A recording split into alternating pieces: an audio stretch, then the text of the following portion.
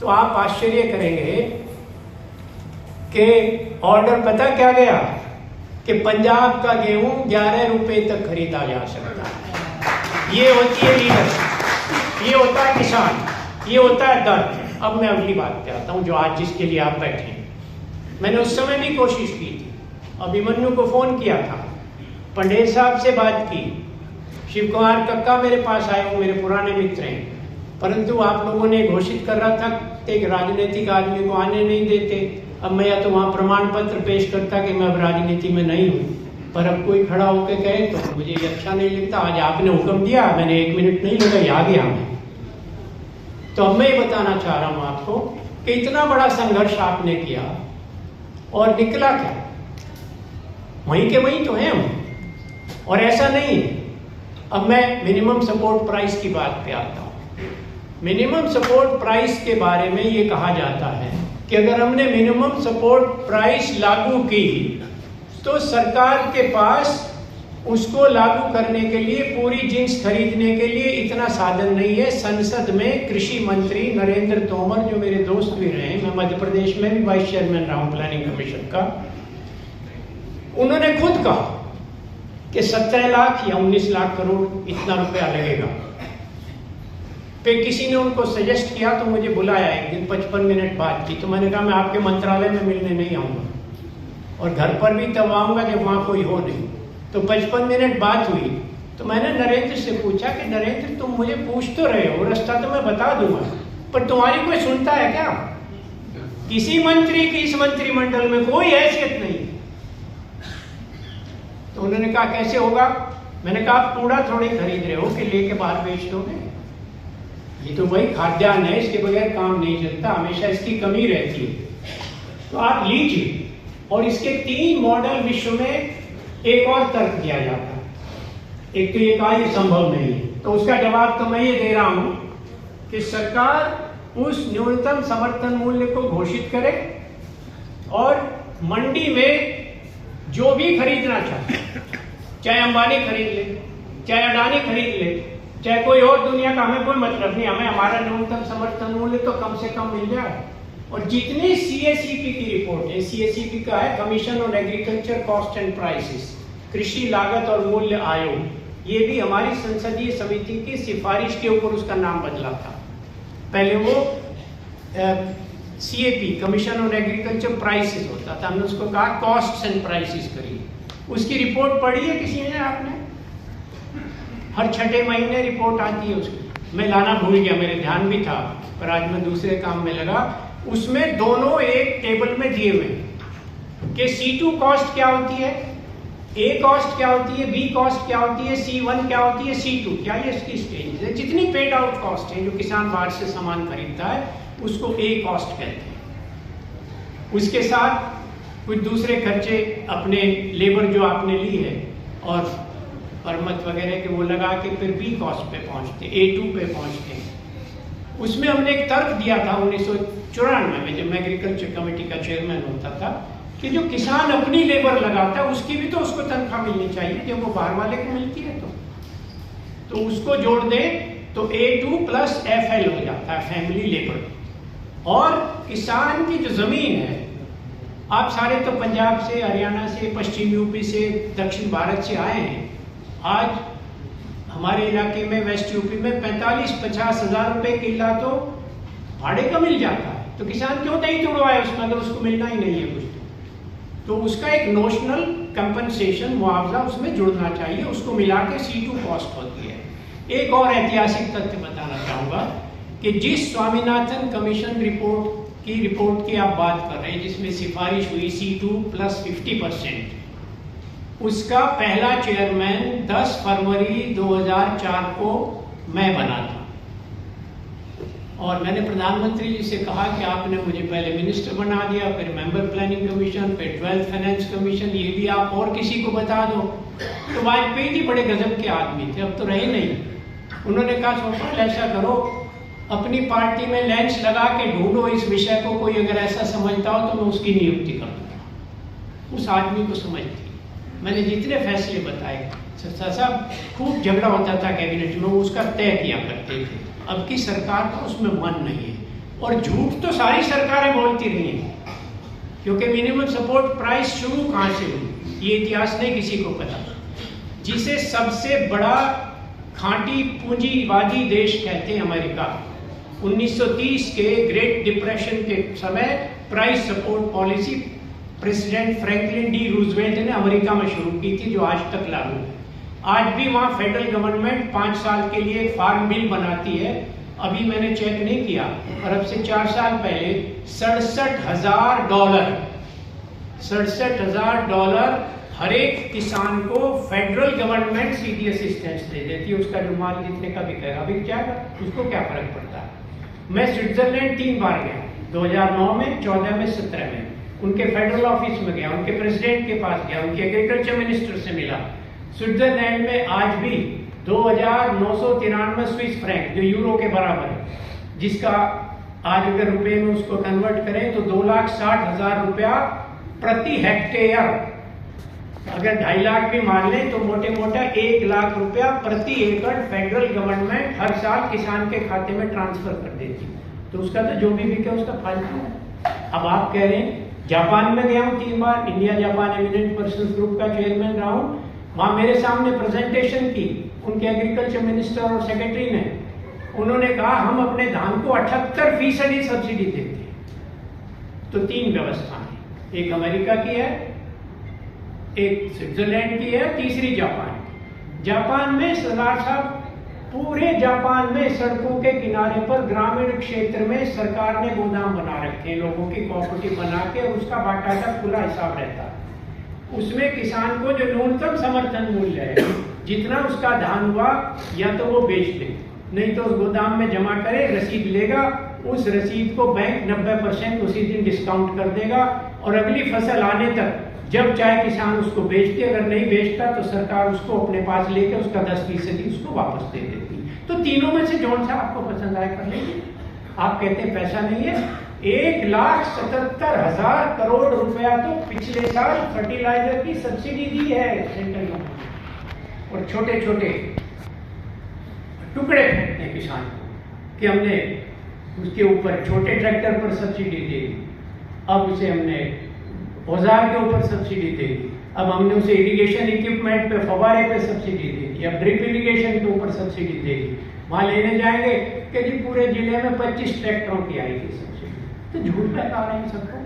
मेरा एक तो ये निवेदन है कि अगर एमएसपी लागू करना हो, सरकार चाहे तो 1 घंटे में यह सारा प्रोग्राम बन सकता है। जो भी वो तर्क दें, एक तर्क ये दिया जाता है कि अगर किसान को ये दिया तो महंगाई हो जाएगी। तो मैं एक घटना सुनाऊंगा। मैं 2010 में या 12 में नेपाल किसी कॉन्फ्रेंस में गया था इंटरनेशनल। मैं घर पहुंचा तो वाइफ ने कहा कि प्रधानमंत्री डॉक्टर मनमोहन सिंह, जो मेरे टीचर भी है दिल्ली स्कूल ऑफ इकोनॉमिक्स में, उनके यहाँ से 2-3 बार फोन आया।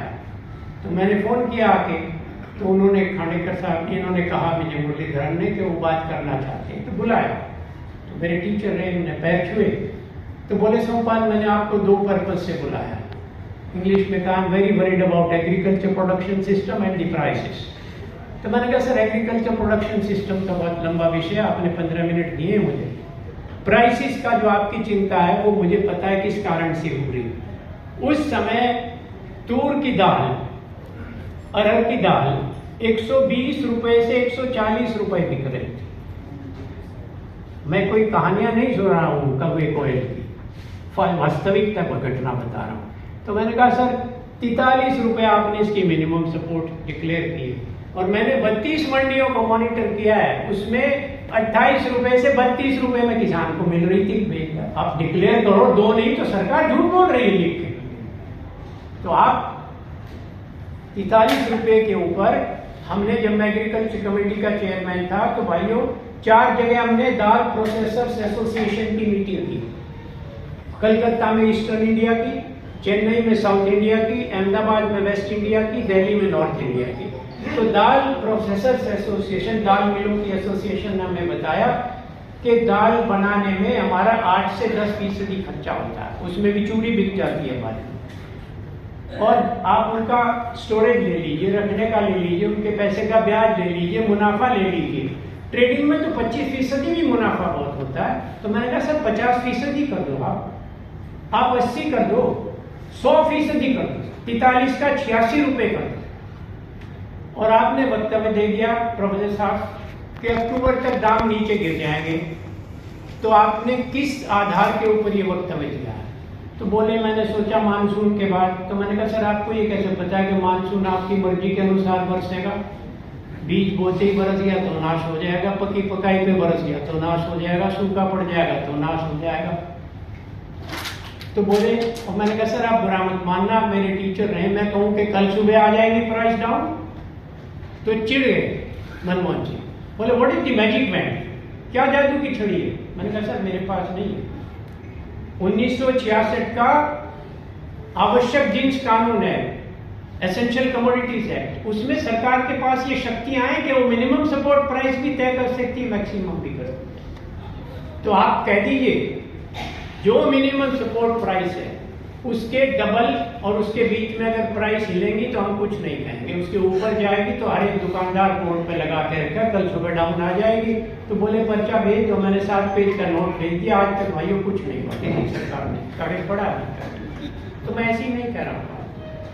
तो सरकार के पास रिसोर्सेज हैं, ये हो सकता है, दूसरे देशों में हो रहा है। एक अर्थशास्त्री हमारे दोस्त हैं जिनके साथ मुझे पढ़ने का सौभाग्य मिला, एक ग्रुप है पूरा जो सारे विश्व बैंक, IMF और इन बड़े देशों के पेरोल पे रहते हैं, उनकी तनख्वाह, नाम नहीं लेना चाहूंगा। वो सब कहेंगे कि अगर यहाँ मिनिमम सपोर्ट प्राइस तय कर दी तो अंतर्राष्ट्रीय बाजार में WTO में ऐतराज आएगा। तो WTO में अमेरिका की सब्सिडी का ऐतराज क्यों नहीं आता, जापान की सब्सिडी का ऐतराज क्यों नहीं आता, स्विट्जरलैंड की और इसकी यूरोपियन इकोनॉमिक कम्युनिटी के फार्मर को जो असिस्टेंस वहाँ की गवर्नमेंट देती है उसका ऐतराज क्यों नहीं आता, हिंदुस्तान पे क्यों ऐतराज आएगा? और फिर आयात, अभी मैंने मध्य प्रदेश का पढ़ा, मेरे साथ ही काम किया है, शिवराज अभी आए थे, परसों रात उनका फोन भी आया था परले रूप से। तो वहाँ किसान लेके आ रहा है ट्रॉली में 50 क्विंटल, वो कहेंगे नहीं 25 से ऊपर खरीदेंगे नहीं, हफ्ते से पहले वो आपको पेमेंट नहीं करेंगे। तो जानबूझकर सरकारी मशीनरी इस तरह के तोड़ मरोड़ के दाम पेश कर देती है जिससे किसान मजबूर हो जाए व्यापारी ब्याजखोर को बेचने के लिए, कर्ज लेने के लिए। तो मेरा ये निवेदन है कि MSP लागू हो सकती है, होनी चाहिए, और किसान का व्यवसाय, जो मैंने प्रारंभ में अपने टिप्पणी में कहा कि खेती का व्यवसाय ऐसा है जिसमें कोई कंटिन्यूअस स्ट्रीम ऑफ इनकम नहीं है, उसके पास कोई फॉल बैक नहीं है। आप तो क्रेडिट कार्ड मैंने जारी तो कर दिया, अब कई बार साहब मुझे रात को चिंता होती है कि जारी तो कर दिया, मीटर तो चला दिया किसान के खिलाफ, बेचारा पहले गुजर कर लेता था और वो पहले बढ़िया को देता था, वो 2% आज भी, पर फिर भी उसके पास एक चीज तो है ना, काम तो चल रहा है उसका। तो ये सब संभव हो सकता है। मेरा आपसे निवेदन है कि जब सरकार आपसे नेगोशिएशन करने की बात करे, जहां कहीं वो कोई ऐतराज करे, तो मैं आपकी सेवा के लिए 24 घंटे उपलब्ध हूं, मैं जवाब दूंगा।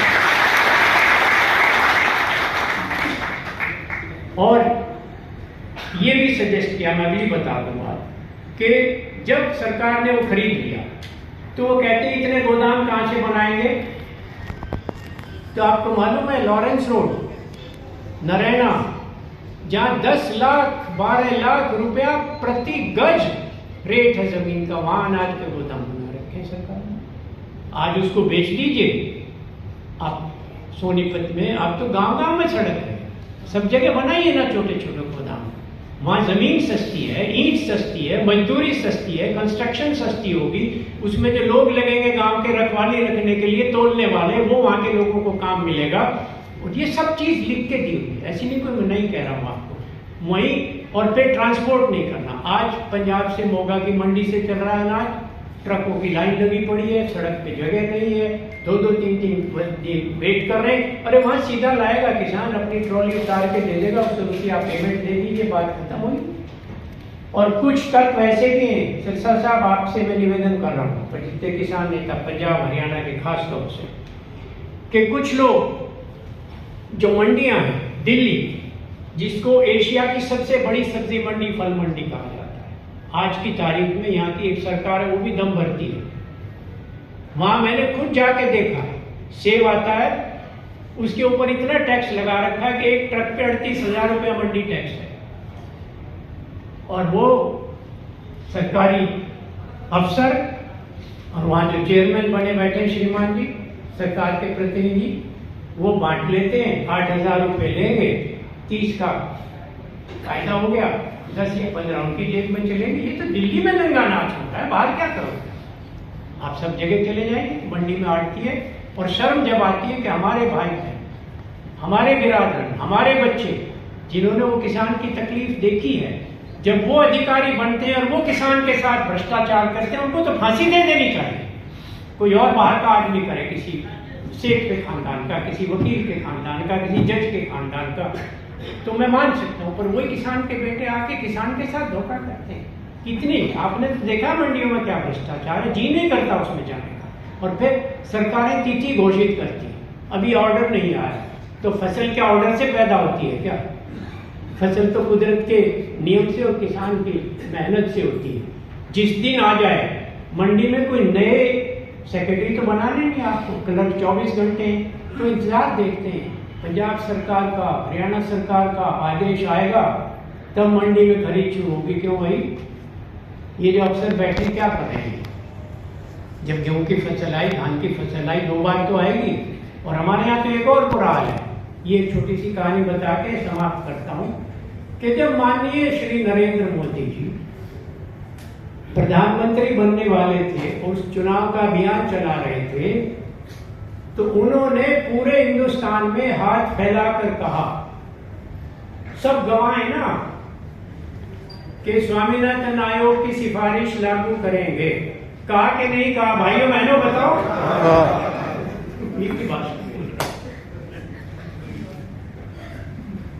तो आगे 15 तक जब नहीं हुआ तो मैं भी उनमें से कुछ था, हमने अपने कुछ साथियों को तैयार किया। आपको ये घटना सबको शायद मालूम नहीं होगी, कुछ को तो मालूम होगी। तो सुप्रीम कोर्ट में एक जनहित की याचिका, पब्लिक इंटरेस्ट लिटिगेशन दायर कर रहा है कि सरकार ने वायदा किया था, क्यों नहीं लागू? तो आप आश्चर्य करेंगे कि सरकार की तरफ से हलफनामा दाखिल कर दिया गया, शपथ पत्र, एफिडेविट, कि जो रिसोर्सेज गवर्नमेंट के पास उपलब्ध है उसमें इस सिफारिश को लागू करना संभव नहीं है। तो फिर झूठ क्यों बोला था? आपको पहले नहीं पता था? इतनी गैर जिम्मेदारी की बात आप कह रहे हैं। और फिर चलिए आगे, ये तो हो गया 15, अब 16 आया तो एक और घोषणा कर दी, किसान की आमदनी 2 गुनी करेंगे। तो मैंने 11 MP से सवाल डलवाया, मैं खुद गया सेंट्रल हाउस में कि पूछो कितने दिन में, 20 साल में करेंगे, 50 में करेंगे? तो मजबूर होके, पता तो था नहीं क्योंकि तुक्का मारा था, झूठ बोला था, पेटेंट, मैं कह रहा हूं झूठ बोला था, मुझे करवाओ गिरफ्तार, साबित करूंगा, लिखा हुआ है पार्लियामेंट में। तो कहा 6 साल में करेंगे। तो 2022-23 की CACP की रिपोर्ट मैंने पढ़ी है, मेरे पास रखी हुई है। वो आप में से जो जिम्मेदार व्यक्ति हो, कौन है, मेरे से वो रिपोर्ट ले लीजिए। जो CACP सरकारी कमीशन है, नाम उसका कमीशन है, वहां ज्वाइंट सेक्रेटरी उसका इंचार्ज होता है, एक विभाग है वो, मैं तो रहा हूं उसको। तो उसमें उसके आंकड़ों से पता लगता है कि 6 वर्ष के अंदर किसान की रियल इनकम 30 से 32% घटी है, डबल होने के। और फिर एक और तमाशा कर दिया, 2018 में आए क्योंकि 19 का चुनाव आने वाला था, तो 18 में दावा ठोक दिया कि हमने स्वामीनाथन कमीशन की रिपोर्ट लागू। और उसमें क्या किया, A2 FL के ऊपर 50% जोड़ के कर दिया। वो तो पहले ही हो रहा था, करना तो C2 के ऊपर था ना। और उसमें आंकड़े दिए हुए, अब का मुझे याद नहीं, जिस समय 2000 कुछ रुपए गेहूं का भाव था, अगर C2 + 50 करते तो 2800 रुपए होना चाहिए। इतना फर्क है, उसकी रिपोर्ट में लिखा हुआ, कहते वो तालिका बना रखी उन्होंने टेप में। तो ये झूठ कर दिया। आज तक आ गई वो डबल इनकम। फिर हमारे पश्चिम यूपी में एक और तमाशा हुआ, 2017 का विधानसभा का चुनाव होता है यूपी में, 22 का दोबारा हुआ।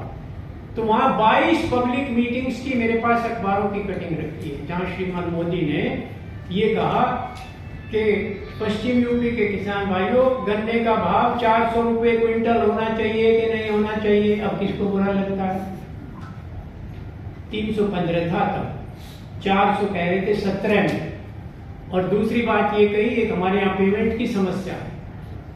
दूसरी कही कि इधर लखनऊ में शपथ ग्रहण समारोह और उधर 14 दिन में गन्ने का भुगतान। हालांकि वो कोई इन्होंने अपनी तरफ से कृपा नहीं की थी, क्योंकि यूपी सबसे पहला स्टेट था जिसने गन्ना क्रय अधिनियम 1954 बनाया, शुगर केन परचेज एक्ट। उसमें ये प्रोविजन है कि अगर आप 14 दिन में पेमेंट नहीं करते तो 12% ब्याज देना होगा। 12% कानून में लिखा। और अगर कुछ समय ऐसा है 3 या 4 महीने वो नहीं हुआ या पूरी फसल तक नहीं हुआ, तो सरकार के पास ये अधिकार है कि मिल की सारी संपत्ति जब्त करेंगे, चीनी का स्टॉक जब्त करेंगे, रेवेन्यू की तरह रिकवरी करके उसकी नीलामी करके किसान का पेमेंट कर देंगे। आज तक कभी नहीं हुआ। तो वो 400 और आज कौन सा है 2024। इस साल यूपी में गन्ने का भाव 370 है, थोड़े पंजाब में तो 390 होना है, 392, 91, और हरियाणा में 382 है शायद। जबकि आपके यहाँ रिकवरी हमारे से 1.5 परसेंटेज पॉइंट कम है। आपके यहाँ 9.5, 10.5 है, हमारे पास 10.5 से और 12 तक के बीच में। तो हमारा तो ज्यादा होना चाहिए था, वो भी नहीं हुआ, पेमेंट नहीं हुआ। जिस क्षेत्र से मैं आता हूँ, जो माननीय चौधरी चरण सिंह जी की कॉन्स्टिट्यूंसी रही है छपरौली, 1952, 57, 62, 67, 69, 71, 77, 78, अब तक जितने चुनाव हुए 16-17 विधानसभा, वो सीट कभी चौधरी साहब के परिवार के बाहर नहीं गई। आज उस मिल मलकपुर मोदी की 400 करोड़ रुपया इस साल का पूरा पड़ा है, पिछले साल का भी 1 हफ्ते का अब तक कोई पेमेंट। तो क्या कर रहे हैं? तो कहानी बहुत लंबी है, कहां तक जाएं। मैं आप लोगों को बधाई देना चाहता हूं। और एक पुस्तक लिखी है छोटी सी, एक हमारे मित्र हैं उमेद सिंह सिवाच हिसार के, उन्होंने आपका जो पुराना किसान आंदोलन था, अगर मुझे उसकी डेट याद है, 20 नवंबर को शुरू हुआ,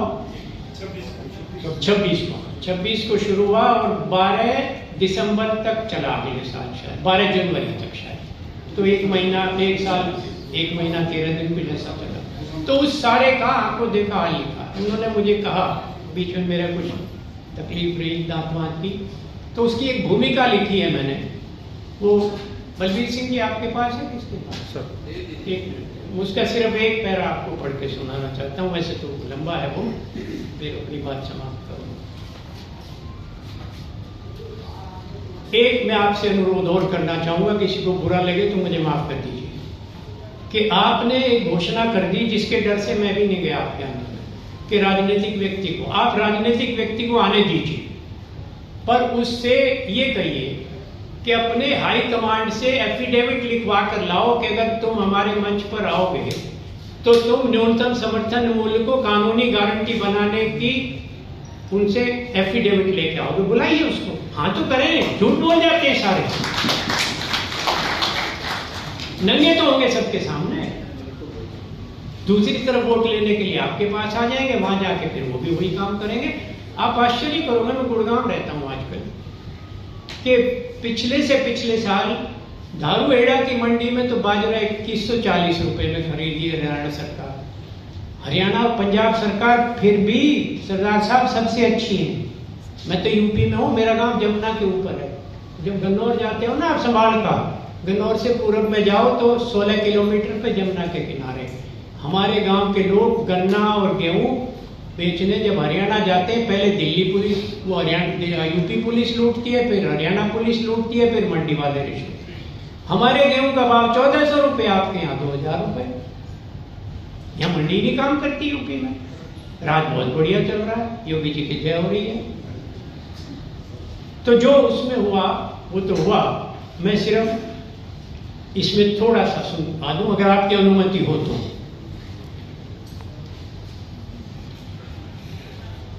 20 नवंबर 2020 को प्रारंभ होकर 12 दिसंबर 21 तक लगभग 13 माह की अवधि चलकर यह आंदोलन समाप्त हुआ। यह अपने मूल उद्देश्य को प्राप्त करने में पूर्णतः सफल हुआ। सरकार को किसानों की मुख्य मांग नहीं पड़ी। वे अपने द्वारा पारित तीनों तथाकथित सुधारवादी कानूनों को निरस्त करने पर विवश हुए। तीसरी इस आंदोलन की खूबी ये थी कि यह आंदोलन पूरी तरह शांत, अनुशासित और अहिंसक रहा। जो भी अहिंसा या अतिशयता, एक्सेस हुई, वो केवल सरकार की ओर से हुई। सत्ताधारियों द्वारा भांति भांति के अनर्गल आरोप लगाए गए और आंदोलन को बदनाम करने का कुत्सित प्रयास किया। इसे केवल पंजाब प्रांत के कुछ किसान संगठनों का, अतिवादियों का, वामपंथी राजनीतिज्ञों का, विदेश में रह रहे राष्ट्र विरोधी तत्वों द्वारा उकसाया हुआ बताया गया और उनके वित्त पोषित उनके द्वारा उन्होंने फाइनेंशियल रहे। जबकि फैक्ट ये है, तथ्य ये है कि आंदोलन की शुरुआत पंजाब के किसानों ने ही की, इसलिए हम उन्हें सलाम करते हैं। परंतु शीघ्र ही हरियाणा, उत्तर प्रदेश, राजस्थान और दिल्ली के सब किसान उसमें सक्रियता से भागीदार बन गए। उसके बाद पूरे देश के सभी किसान उसमें आए, व्यापक समर्थन मिला और उसकी सुगंध परिणति हुई। अगले पैरे में मैंने लिखा है, जो अभी सिरसा साहब को भी पढ़ाया था, इस आंदोलन की सबसे बड़ी विशेषता यह रही कि पंजाब की गुरुद्वारा प्रणीत सांझी सामुदायिक लंगर व्यवस्था का सार्वजनिक और सार्थक प्रयोग, जिसमें अन्य प्रदेशों विशेषकर हरियाणा, दिल्ली, यूपी और राजस्थान के किसानों ने उत्साहपूर्वक भाग लिया। सब प्रकार के जातिगत, क्षेत्रगत, वर्गगत भेदों को भुलाकर दुनिया के सामने भारत की विविधतापूर्ण संस्कृति की परंपरा से ओतप्रोत स्वतः प्रेरित सामूहिक अनुशासन और सहकारिता का ऐसा अनूठा, नवीन और प्रेरक अनुकरणीय उदाहरण विश्व में कहीं नहीं मिलता। इस कारण पूरे विश्व में उसकी प्रशंसा हुई। सभी देशों के किसानों और जनसाधारण की उसे सहानुभूति प्राप्त हुई और इससे यह भी सिद्ध हो गया कि वर्तमान सत्ताधारी दल की सांप्रदायिक विभाजनकारी सोच, मैं इसको रिपीट करना चाहता हूं, सत्ताधारी दल की सांप्रदायिक विभाजनकारी सोच और प्रवृत्ति को भारत का जनमानस भली प्रकार पहचान चुका है और उसे सार्वजनिक रूप से नकार रहा है। उसने ये फैसला कर लिया है कि इस अनिष्ट उद्देश्य को हम सफल नहीं होने देंगे। देश में लोकतांत्रिक व्यवस्था के सुरक्षित भविष्य और जन एकता जनित समरसता के स्थायित्व का विश्वास दिलाने वाला ये कितना शुभ संकेत है। ये मैंने लिखा, बाकी तो डिटेल है यहाँ पे। मैं एक बात और अभी सिरसा साहब से कर भी रहा था, इस देश के सारे पाठ्य पुस्तकों में स्कूल से लेकर कॉलेज तक ये पढ़ाया जाता है कि विदेशी आक्रांता आए, उन्होंने हमें गुलाम बनाया और उन्होंने हमें बांट दिया और हमारे ऊपर राज किया। फैक्ट ये है कि हम बटे हुए थे, इसलिए वो हैंडफुल लोग आए, 5-5, 10-10 हजार आदमी घोड़ों पे चढ़ के पैदल, वही कन्वेंशनल आर्म्स, तलवार, तीर, ढाल लेके तो आए थे, हमारे पास भी थे। उन्हें खाना ही नहीं देते, भूखे मार देते। यही के राजे रजवाड़े सेठ, उन्होंने तो उनकी मदद करी, तो हम बटे हुए थे इसलिए उन्होंने राज किया। अब वो किसी तरह देश एक हुआ था, भगवान के लिए से दोबारा से मत बांटो, ये प्रार्थना करना। वही याद लकीरें फिर खींच रहे हैं, आज वही लकीरें खींच रहे हैं। और क्यों यहाँ कन्वर्शन हुआ? क्योंकि यहाँ के पंडित पुजारियों ने कह दिया कि नहीं, तुम्हें संस्कृत और वेद पढ़ने का अधिकार नहीं है। मैं तो जाट जाति में पैदा हुआ, हमसे पहली पीढ़ी तो जब पंडित जी की, लाला जी के प्याऊ पे जाते थे तो बीच में नुड़की लगा देते थे कि भेंट नहीं जाएगी, बाकी को तो छोड़ दो जो छोटी जाति के बेचारे थे। और मैंने तो, माफ कीजिए, मैं वैसे अर्थशास्त्र का विद्यार्थी रहा हूं, पर 4 वेद पढ़े, 22 उपनिषद पढ़े और 11 का अभी व्याख्या लिखी है प्रोफेसर बलबीर सिंह बैठे, इनको पता है। कहीं मुझे हिंदू शब्द देखने को नहीं मिला। ये तो सह को है बोलते हैं वहां अरब के लोग। आज भी आप चले जाइए राजस्थान में, हमारी जाति के लोग जितने बिश्नोई है, वो सिंध को हिंद कहेंगे, सिर को हिर कहेंगे, सूंड को हुंड कहेंगे, शेर को हेर कहेंगे, सगड़ा को हगड़ा कहेंगे। तो जहां से आता है वहां है बोलते हैं। तो वो तो एक स्थानीय नाम था, उन्होंने नाम दिया उसको, आपने गुलामी के नाम को अपने आप ओढ़ लिया। और कितने कबीर ने, संत कबीर जैसे कितने हुए, गुरु नानक जी, मुझे पिताजी बताया करते थे, मैंने पढ़ा है ग्रंथ साहब, पूरा पढ़ा है 2 बार। वो तो गंगा जी गए तो पश्चिम की तरफ पानी फेंक रहे थे, तो वहां पंडित पूछे आप पश्चिमा में क्यों फेंक रहे हैं? तो बोले आप परवाह क्यों क्या फेंक रहे हैं? हम सूर्य को चढ़ा रहे हैं। सूर्य कितनी दूर है कि 9 करोड़ मील, और पंजाब तो 100 करोड़ मील है, जब मेरे खेत में भी तो चला जाएगा। तो उन्होंने तो एक ही है सबके अंदर, एक ही ओंकार है, वही सबके अंदर है, वही शक्ति है, उसी ऊर्जा से सब बने, उसी के अणुओं के संयोजन से शरीर बनता है, चाहे वो निर्जीव वस्तु का हो सजीव वस्तु का हो, वो सब में एक है, ब्रह्म एक में, सब में लिखा हुआ है। और ये बात समझ में आ जाए तो मरने जीने का भय खत्म हो जाता, क्योंकि मरना कुछ नहीं है। वो तो ऐसा है ना, आप सिरसा से दिल्ली चल के आए, दिल्ली से फिर वापस सिरसा चलेंगे, ये तो अवश्यम भावी है। गीता में लिखा जातस्य मृत्यु ध्रुवम मृतस्य जन्म ध्रुवम च, कि जो पैदा हुआ वो मरेगा जरूर और जो मरा उसका जन्म जरूर। तो अगर ये बात आप संतों की मान लो तो क्यों मतभेद रखते हो और वहां बैठ के ढोंग करेंगे। अभी आपने आश्चर्य, एक कहाँ की लेडी आई हुई थी, स्पेन की या कहाँ की, उसका रेप कर दिया वहां भुवनेश्वर में, पुरी में। वहां के पंडे झूठ बोल रहे हैं, धूप बला है, वो दे देंगे स्वर्ग का सर्टिफिकेट। तो इन्हीं कारणों से अंत में ये बात और बताऊं कि अर्थशास्त्र में टॉपिक था हमारा, मैंने सरसा साहब को ही बताया कि भारत इतने दिनों तक गरीब और पिछड़ा क्यों रहा। तो सब अर्थशास्त्रियों ने लिखा कि ये अंधविश्वास जनित अकर्मण्यता के कारण भारत का आदमी मेहनत से विमुख होकर भाग्यवाद की तरफ चल गया, इसलिए गरीब रहा। आज ये दोनों बात देश को बांटने की, अहमद शाह अब्दाली आता है और सोमनाथ के मंदिर पे हमला करता है गजनवी, तो वहां के पंडित पुजारी कह देते हैं वहां के राजा को कि हमारे पास विचलन मंत्र भी है, मारण मंत्र भी है, उच्चाटन मंत्र भी है, हमने पूजा शुरू कर दी, आप बैठे रहो, रोक देंगे वहीं। उन्हीं पंडों में से जिनको पूजा पर नहीं मिलता था वो जाकर उसके साथ मिल गए, उन्हें कह दिया कुछ नहीं करना है, जो पताका फहरा रही है ना मंदिर पर, इसमें इसको जला दो, गिरा दो। तो उन्होंने तीर में रुई लगाई, कपड़ा तेल भिगोया, बेटे 20-30 छोड़े होंगे तो लग गया, वो जल गई, राजा ने हथियार डाल दिया। तो यही करवाना चाह रहे क्या भाई?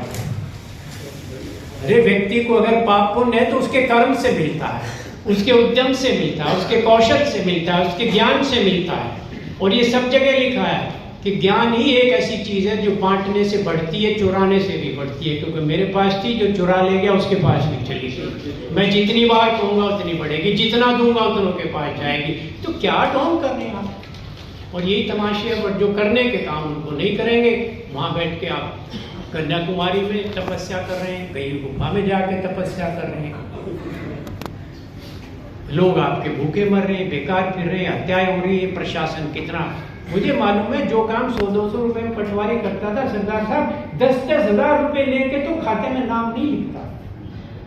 मैंने अभी जो मैंने बताया ना 17 तारीख को रजिस्ट्री करी थी पिछले महीने की नारायणगढ़ में, उसका एक मुझे सर्टिफिकेट चाहिए था कि म्युनिसिपल लिमिट से 6 किलोमीटर बाहर है। और डीएम जो है वहाँ उड़ीसा के, वो जाके खड़े हो गए, सलाम किया, मेरा किसी ने सेक्रेटरी ने फोन करा दिया था। बाकी जो बेचारे बैठे थे उनकी तो दुर्गति, मेरे जैसे आदमी की आज तक नहीं आया। आज फोन आया कि ये अब दिया, पटवारी ने साइन नहीं किए और उसके हाथ पे 2000 रुपये रख देते, उसी समय कर देते। तो ये सारे इशू एक नहीं है। तो मेरा ये निवेदन है कि एमएसपी के ऊपर आपसे जब भी चर्चा सरकार करे, अगर करेगी तो अभी जो नए कृषि मंत्री आए वो अपेक्षाकृत कुछ भले आदमी, उन्हें कुछ समझ नहीं। मैंने उनके साथ काम किया मध्य प्रदेश में, फोन भी आया था। हो सकता है मैं भी उन्हें सजेस्ट करूंगा कि आपसे बात करें। कहीं कोई बात अटके तो आप रात को भी फोन करेंगे, मैं जवाब दूंगा, उनकी मर्जी है, करेंगे। और दूसरे ये है कि किसान वर्ग में अपने आप जो सहकारिता और सहयोग की बात हुआ करती थी, हमने तो देखा। मैंने सरदार साहब सारे काम कर में, ईख भी कुदाली से खोदा है, चप्पा भी चलाया, बरोटी भी लाए, गंडासे से कुट्टी भी काटी है, सानी भी करी है, दूध भी निकाला है, बलोया भी है। मैंने देखा है। मैं तो, मेरा स्कूल 7 किलोमीटर 6.5 किलोमीटर था, रोज पैदल भाग के जाते थे आते थे। तो यहाँ ठीक है, हमने पैंट शर्ट पहन ली आगे, पर वो देखा हुआ है। अब हमारे बच्चों को नहीं पता, ये मेरा देवता है वो अमेरिका, इसको तो नहीं पता क्या गेहूँ होता है, कितनी बार, ये बेटा पीछे कुछ नहीं पता। ये तो उठा के ऑर्डर कर देंगे, खा लेंगे, बनाया जाएगा। तो किसान की अपनी परिस्थितियां, जिस तरह का नशे की बातें मैं पंजाब में सुनता हूँ, हरियाणा में सुनता हूँ, अपने इलाके में सुनता हूँ, मुझे स्वर्ग लगा करता था अपना गांव। शुक्रवार को या शनिवार को मेरा प्रिंटिंग प्रेस का बिजनेस था, जब बस थी तो बस में चले जाते थे, नहीं तो मोटरसाइकिल उठाई, माँ के पास पहुंच गए।